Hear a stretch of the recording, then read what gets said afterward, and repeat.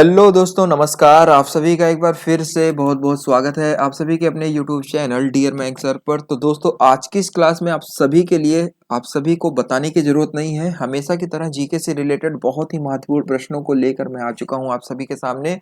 यहां पर मात्र 25 प्रश्न मैं आपको बताने वाला हूं, जो कि आप सभी के लिए होने वाला है बहुत ही ज्यादा इंपॉर्टेंट। तो जितने भी लोग चैनल पर नए हैं, सबसे पहले करना क्या है, चैनल को सब्सक्राइब करना है, जिससे कि आने वाले क्लास की नोटिफिकेशन आप सभी को आसानी से मिल जाया करे। तो आदत आप लोग डाल लीजिए हर एक प्रश्न बताने का, ठीक है। 25 महत्वपूर्ण प्रश्नों को मैं आपको बताने वाला हूं, तो आप लोग क्लास को बीच में बिल्कुल भी स्किप मत करिएगा और फटाफट हर एक प्रश्न बताने का प्रयास कीजिए। तो चलिए देखते हैं, पहला प्रश्न आपके सामने 71 नंबर प्रश्न है। वेब पेज पर वापस आने वाले यूजर्स जो होते हैं, उनकी पहचान के लिए किसका प्रयोग किया जाता है। यदि आप सोशल मीडिया थोड़ा सा भी यूज करते हैं तो इसके बारे में आपको जरूर पता होगा। तो यहाँ पर मैं आपको बताना चाहूंगा, कुकीज जो है यहाँ पर आपका बिल्कुल करेक्ट हो जाएगा। कुकीज जो है ये कंप्यूटर की फाइल होती है, जिसमें प्राय यूनिक चीजें आपको मिलती है। तो यहाँ पर आपका जो राइट आंसर हो जाएगा ऑप्शन नंबर आपका तीसरा वाला यहाँ पर बिल्कुल करेक्ट हो जाएगा, जितने भी लोगों ने ऑप्शन नंबर तीसरे वाले को बताया है। चलिए अगले प्रश्न की तरफ बढ़ते हैं। ध्यान से देखिए, अगला प्रश्न आपसे क्या पूछा जा रहा है। निम्नलिखित में से कौन कृषि ऋण के क्षेत्र में भारत में सर्वोच्च संस्था है। तो दोस्तों यहाँ पर आप सभी लोग देखिए और बताने का प्रयास कीजिए आपका राइट आंसर क्या हो जाएगा। तो दोस्तों यहाँ पर जितने भी लोगों ने ऑप्शन नंबर पहले को बताया है, राष्ट्रीय कृषि और ग्रामीण विकास बैंक, जिसे हम लोग कहते हैं नाबार्ड, यहाँ पर वो बिल्कुल करेक्ट हो जाएगा, ठीक है। चलिए, कौन सी संस्था भारत में सकल घरेलू उत्पादन का मापन करती है। तो दोस्तों कौन सी संस्था भारत में सकल घरेलू उत्पाद का मापन करती है। तो यहाँ पर ऑप्शन नंबर आप सभी लोग देख सकते हैं, केंद्रीय सांख्यिकी कार्यालय जो है यहाँ पर आपका बिल्कुल करेक्ट हो जाएगा। निम्नलिखित में से किसने आवर्ती योजना रोलिंग प्लान का सुझाव दिया था। तो दोस्तों यहाँ पर आवर्ती योजना रोलिंग प्लान का सुझाव किसने दिया था। तो यहाँ पर आप सभी का जो राइट आंसर हो जाएगा ऑप्शन नंबर आपका तीसरा वाला गुन्नार मिर्डल, यहाँ पर आपका बिल्कुल करेक्ट हो जाएगा दोस्तों, ऑप्शन नंबर तीसरा। अगला प्रश्न है, तेंदुलकर समिति का गठन किस लिए किया गया था। बताइए दोस्तों, यहाँ पर आपका राइट आंसर क्या हो जाएगा कि तेंदुलकर समिति का गठन किस लिए किया गया था। तो दोस्तों यहाँ पर मैं आपको बताना चाहूंगा कि गरीबी के अनुमान की विधि पर जो है रिपोर्ट तैयार करने के लिए सुरेश तेंदुलकर समिति का गठन किया गया था। और ये सुरेश तेंदुलकर समिति का जो गठन किया गया था, ये दोस्तों आपका सन 2009 ईस्वी में किया गया था। तो ये चीज ध्यान में रखिए, ठीक है। 11/3/14 साल पहले की बात है। और मैं आपको बताना चाहूंगा कि इस रिपोर्ट के अनुसार जो है, जो जनगणना हुई थी, उसमें गरीबी की गणना के लिए ये तैयार किया गया था, जिसमें आपका स्वास्थ्य भी आता है, शिक्षा भी आता है, विद्युत भी आता है, यातायात भी आता है, ठीक है। और मासिक व्यय के आधार पर गरीबी रेखा का जो निर्धारण है वो किया जाता है। तो यहाँ पर तेंदुलकर समिति का गठन सन 2009 में हुआ था, ये चीज आप लोग ध्यान में रखिए। ऑप्शन नंबर तीसरा बिल्कुल राइट है। अगला प्रश्न है, निम्नलिखित में से कौन संघीय सरकार की एक शाखा नहीं है।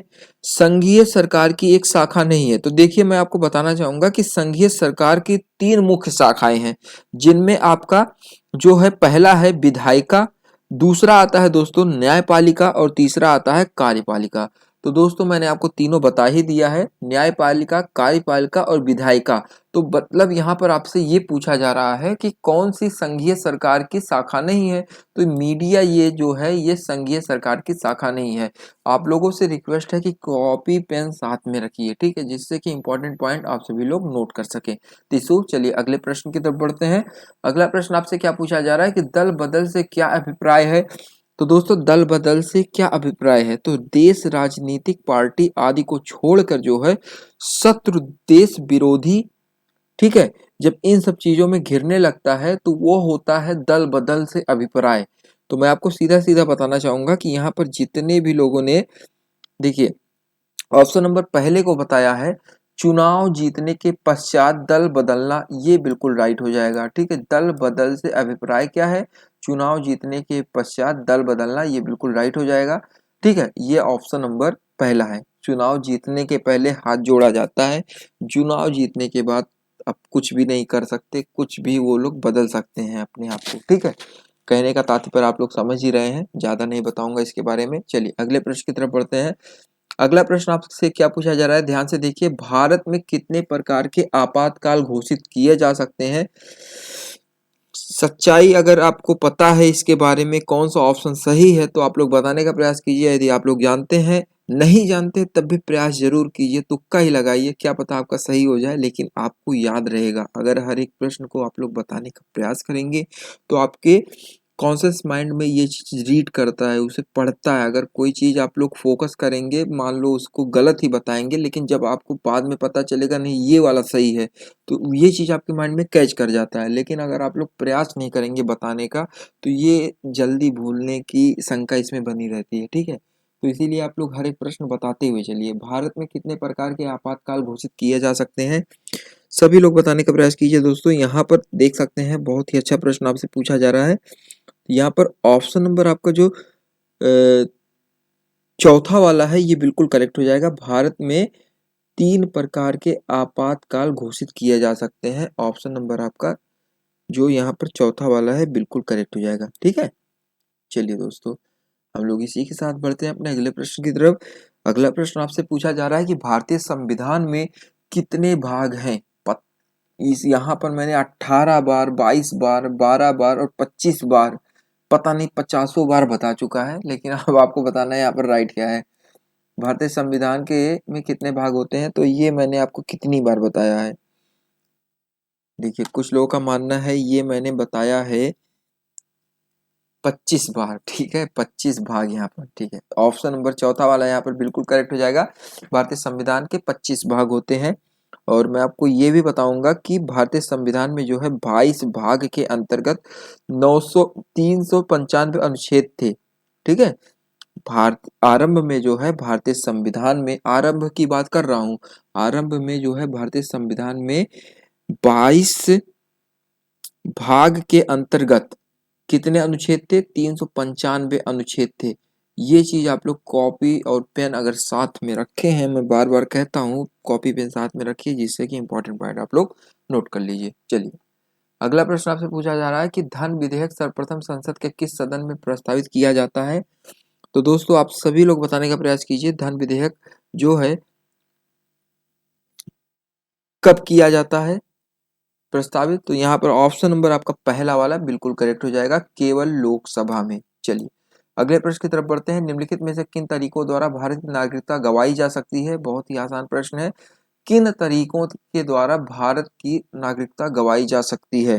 तो दोस्तों यहाँ पर मैं आपको बताना चाहूंगा कि नागरिकता अधिनियम 1995 में जो है संविधान के अंतर्गत जो है, यदि कोई अधिनियम के अंतर्गत प्राप्त नागरिकता को गंवाना चाहता है तो उसके लिए 3 विधियां हैं। लेकिन कोई गंवाना क्यों चाहेगा? भारत की नागरिकता तो लोग पाना चाहते हैं। आप लोग अगर गुजार करिए कि भारत के नागरिक हैं, तो यहाँ पर मैं आपको बताना चाहूंगा कि परित्याग जो है, ठीक है, परित्याग करना पहला विधि है, परित्याग करना। भारत का कोई भी नागरिक यदि भारतीय नागरिकता से प्रत्याग मतलब प्रत्याग पत्र घोषित कर देता है तो वो जो है इस घोषणा के दौरान वो आसानी से भारत की नागरिकता को गवा सकता है। और दूसरा है दोस्तों अवसान, अवसान, ठीक है, ये चीज आप लोग ध्यान में रखिए, अवसान। इसके अंतर्गत क्या होता है मैं आपको बताऊंगा, आप लोग ध्यान से सुनिएगा। जब कोई भारतीय नागरिक जो है अपनी स्वेच्छा से किसी दूसरे देश की नागरिकता ग्रहण करता है तो उसकी भारतीय नागरिकता स्वतः ही समाप्त हो जाती है। तो ये बिल्कुल राइट हो जाएगा। और तीसरा क्या है? वचन, ठीक है। भारतीय नागरिकता को प्राप्त करने हेतु जो है छल कपट का प्रयोग करने का आरोप लगने के कारण जो है पंजीकरण द्वारा या भारत सरकार द्वारा प्रदान की गई भारतीय नागरिकता का अनिवार्य रूप से अवसान हो जाना, ये भी एक कारण है। ऑप्शन नंबर आपका जो यहाँ पर 3 है, मतलब 3, ये बिल्कुल करेक्ट हो जाएगा। वो 3 तरीके मैंने आपको बताए। पहला है आपका परित्याग, ठीक है, पहला है परित्याग, दूसरा है अवसान, पहला मैं लिख देता हूं परित्याग, और दूसरा है अवसान, और तीसरा है आपका वचन। तो आप सभी लोगों से रिक्वेस्ट है कि आप लोग ध्यान से हर एक प्रश्न बताते हुए चलिए, और यदि क्लास अच्छी लगे तो क्लास को लाइक कर दीजिए। ठीक है, चलिए बढ़ते हैं अगले प्रश्न की तरफ। भारत के प्रधानमंत्री को निम्नलिखित में से कौन नियुक्त करता है? बहुत ही आसान प्रश्न है दोस्तों। मैं आपको कितनी बार बता चुका हूँ ये वाला प्रश्न, तो मैं आपको बताना चाहूंगा कि यहाँ पर देखिए, कुछ लोगों का मानना है कि भारत के राष्ट्रपति को जो भारत के प्रधानमंत्री को जो है भारत के राष्ट्रपति जो है नियुक्त करते हैं। तो क्या आप लोग सही है यहाँ पे? चलिए देखते हैं पहले कमेंट बॉक्स में कितने लोग यहाँ पर क्या बता रहे हैं। तो देखिए यहाँ पर अनुज, रवि, प्रिया, दीपक, कुछ लोग यहाँ पर देखिए बहुत कुछ बता रहे हैं, लेकिन यहाँ पर जितने भी लोगों ने ऑप्शन नंबर पहले को बताया है भारत के राष्ट्रपति, वो लोग यहाँ पर बिल्कुल करेक्ट हो जाएंगे। ठीक है, ज्यादातर लोगों ने यही बताया है। तो अगला प्रश्न आपका क्या है? निम्नलिखित में से कौन एक सिंधु घाटी सभ्यता के खोजकर्ता थे? तो दोस्तों यहाँ पर आप सभी का जो राइट आंसर हो जाएगा ऑप्शन नंबर 2, दयाराम साहनी। चलिए, दिल्ली को भारत की राजधानी कब घोषित किया गया? सभी लोग पता होगा सभी लोगों को कि भारत की राजधानी पहले कोलकाता थी, लेकिन दिल्ली, दिल की धड़कन, इसे भारत की राजधानी कब घोषित किया गया? ठीक है, देश की धड़कन दिल्ली, क्योंकि बीच में पड़ता भी है। तो दोस्तों आप सभी लोग बताने का प्रयास कीजिए, यहाँ पर आपका राइट आंसर क्या हो जाएगा। तो सन 1911 ईस्वी में यह घोषणा की गई थी कि भारत में ब्रिटिश क्षेत्रों की राजधानी को जो है कलकत्ता से दिल्ली स्थानांतरित किया जाए। तो सन 1927 में जो है इसे नई दिल्ली का नाम दिया गया और 13 फरवरी सन 1931 ईस्वी को जो है राजधानी का उद्घाटन हुआ था। तो ऑप्शन नंबर आपका जो राइट हो जाएगा दोस्तों यहाँ पे 85 नंबर प्रश्न में सन 1911 ईस्वी में। और इसका नया नाम जो है नई दिल्ली कब पड़ा? सन 1927 ईस्वी में। ये चीज आप लोग ध्यान में रखिए, नई दिल्ली जो कहा जाता है ये नई दिल्ली आपका सन 1927 ईस्वी से ही चल रहा है। चलिए अगला प्रश्न आपसे क्या पूछा जा रहा है, ध्यान से देखिए। निम्नलिखित में से किस वेद में जादू जम सॉरी माफ करिएगा, निम्नलिखित में से किस वेद में जादू चमत्कार, यहाँ होना चाहिए चमत्कार लिखा है, जादू चमत्कार तथा मंत्र दिए गए हैं? तो दोस्तों यहाँ पर मैं आपको बताना चाहूंगा कि आप लोगों के जो वेद हैं, 4 वेद, प्रमुख वेद, यजुर्वेद, ऋग्वेद, सामवेद और अथर्ववेद, तो इस अथर्ववेद में जो है जादुई नियमों का वेद भी कहा जाता है। बहुत ही एक्साइटिंग है, इंपॉर्टेंट है, ध्यान से सुनिएगा। अथर्ववेद जो है ये बहुत ही एक्साइटिंग वेद है, बहुत ही जबरदस्त है ये वेद। इसमें जो है दोस्तों जादुई नियमों का वेद भी कहा जाता है इसे। और मैं आपको बताना चाहूंगा कि इसमें धार्मिक रीति रिवाज, अंधविश्वास एवं चिंता के संदर्भ में जो है जादुई तंत्र मंत्र और शैतान के कारण जो उत्पन्न बीमारियां हैं इसका उपचार करने के लिए जो है मंत्र दिया गया है। और जड़ी बूटियों और औषधियों के रूप में प्रकृति से प्राप्त होने वाली औषधियां जो होती हैं उनके खुराकों का भी वर्णन किया गया है। यह जो है आपको मैं बताना चाहूंगा कि यह जो है दूसरी सह शताब्दी ईसा पूर्व में विकसित हुई जादुई धार्मिक अनुष्ठान अनुष्ठान का जो है प्रतिनिधित्व करता है। तो आप सभी का ये जो राइट आंसर हो जाएगा अथर्ववेद यहाँ पर बिल्कुल करेक्ट है। चलिए अगला प्रश्न आपसे पूछा जा रहा है कि सिंधु घाटी सभ्यता में धौलावीर निम्नलिखित में से किसके लिए प्रसिद्ध है? बहुत ही आसान है, देखिए हाथ में यहाँ पर आपका जो राइट आंसर हो जाएगा जल संरक्षण, यहाँ पर आपका बिल्कुल करेक्ट है। आर्य समाज के संस्थापक कौन थे? दोस्तों कुल शंकर कुछ लोगों का मानना है, कुछ लोगों का मानना है बाल गंगाधर तिलक, शक्तिमान वाले नहीं। तो यहाँ पर दोस्तों आप सभी का राइट आंसर हो जाएगा ऑप्शन नंबर आपका स्वामी दयानंद सरस्वती जो थे ये थे आचार्य सॉरी स्वामी दयानंद सरस्वती जो थे ये थे आर्य समाज के संस्थापक दोस्तों। चलिए अगले प्रश्न की तरफ बढ़ते हैं। अगला प्रश्न आप सभी लोगों से पूछा जा रहा है कि निम्नलिखित में से कौन सा युग्म सही है?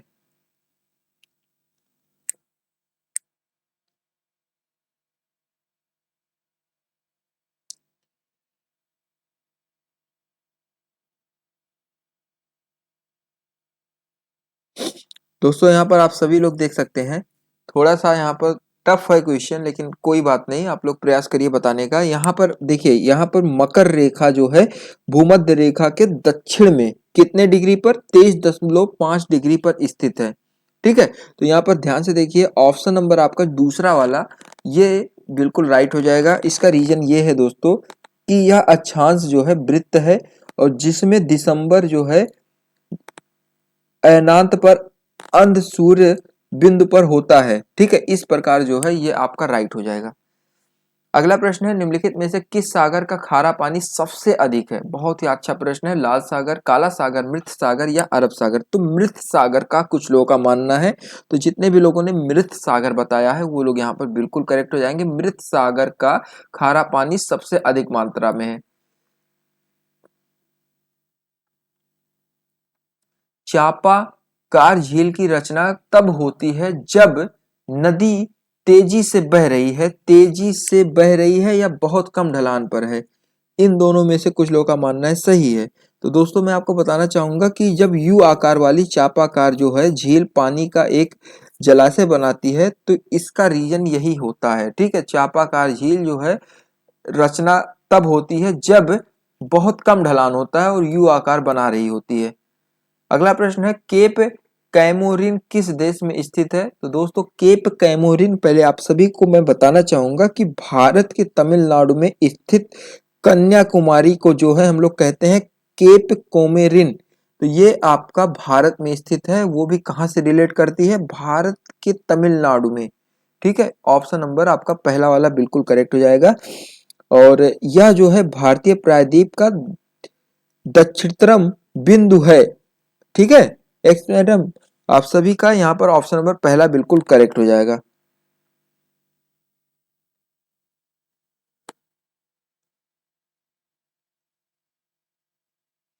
तीसरा अगला प्रश्न आपसे पूछा जा रहा है कि निम्नलिखित में से कौन सी एक हरित गृह गैस है? तो यहाँ पर दोस्तों आपका जो राइट आंसर हो जाएगा ऑप्शन नंबर आपका पहला वाला। बहुत ही आसान प्रश्न है, ये तो बिल्कुल करेक्ट है, मीथेन।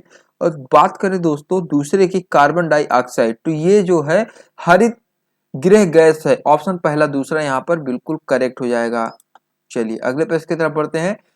निम्नलिखित में से कौन सी कोशिका अंगक केवल वनस्पति कोशिका में उपस्थित है? तो दोस्तों यहाँ पर ऑप्शन नंबर आपका कोशिका भित्ति बिल्कुल राइट है। चलिए भूलना नहीं है, अगला प्रश्न बहुत ही इंपॉर्टेंट है, इस क्लास का लास्ट प्रश्न है। आज की इस क्लास का जो लास्ट प्रश्न है आप सभी के सामने है। निम्नलिखित में से कौन सा मानव शरीर का एक अविशिष्ट अंग है? तो अकल की दाढ़ी, तिल्ली, गलग्रंथि या पित्ताशय? आप सभी लोगों ने एक चीज सुना होगा कि एक होता है अकल का दांत जो कि 18 साल के बाद आता है। अब आपको बताना है कि अकल की दाढ़ी या तिल्ली या गलग्रंथि या पित्ताशय इनमें से कौन सा ऐसा अंग है जो मानव शरीर का एक अविशिष्ट अंग है? तो दोस्तों यहाँ पर जितने भी लोगों ने बताया है अक्ल की दाढ़ी, वो लोग यहाँ पर बिल्कुल करेक्ट हो जाएंगे। चलिए मैं आपको थोड़ा सा इसके बारे में और बताता हूँ। बताया कहा जाता है कि विकासवादी जीव विज्ञानी जो है वर्तमान में अकल की दाढ़ी को जो है अवशिष्ट अंग मानते हैं। ठीक है, इसका कार्य यह है कि यह जो है मानव शरीर में बिल्कुल कार्यहीन है। ठीक है, अक्ल की दाढ़ी या चौड़ब जो कि वो आता है, दांत आता है, ये जो है हमारे पूर्वजों के आरंभिक कठोर भोजन जैसे पत्तियों, जड़े, काष्ठ, फल और मांस चीरने चबाने के लिए अधिक शक्ति की आवश्यकता होती थी। ठीक है, इसके परिणाम स्वरूप जो है दांत जो है अत्यधिक घिस जाते थे। ठीक है, तो आज के समय में ऐसा कोई भी कार्य मतलब ऐसा कोई भी पार्ट हमारे शरीर के लिए अवशिष्ट ही माना जाएगा। ठीक है, क्योंकि ऐसी कोई जरूरत ही नहीं पड़ती है। कच्चा मांस कौन खाता है आजकल, आप खुद ही बताइए। ठीक है, तो ये ना के बराबर ही समझिए।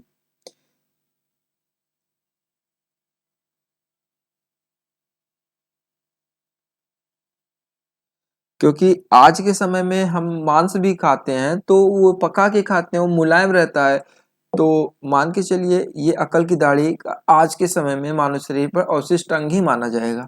चलिए पुराने समय में इसकी वैल्यू थी लेकिन अब नहीं है। तो अब आपका ये जो राइट आंसर है पहला वाला बिल्कुल करेक्ट हो जाएगा। तो दोस्तों अपने सेंस के साथ आप लोग हर एक प्रश्न बताते हुए चलिए। ठीक है, तो इसी के साथ दोस्तों आज की ये क्लास आप सबकी यहीं पर समाप्त होती है और आप सबको आज की ये क्लास कैसी लगी कमेंट करके जरूर बताएं। और जितने भी लोग चैनल पर नए हैं एक बार फिर से मैं आप सभी से हाथ जोड़ के कहता हूं कि चैनल को सब्सक्राइब कर लें, जिससे कि आने वाले क्लास की नोटिफिकेशन आप सभी को आसानी से मिल जाया करें और आप लोग एक भी क्लास मिस ना करें। ठीक है, धन्यवाद दोस्तों, मिलते हैं अपने किसी अन्य वीडियो में, तब तक के लिए टेक केयर, धन्यवाद, जय हिंद, जय भारत।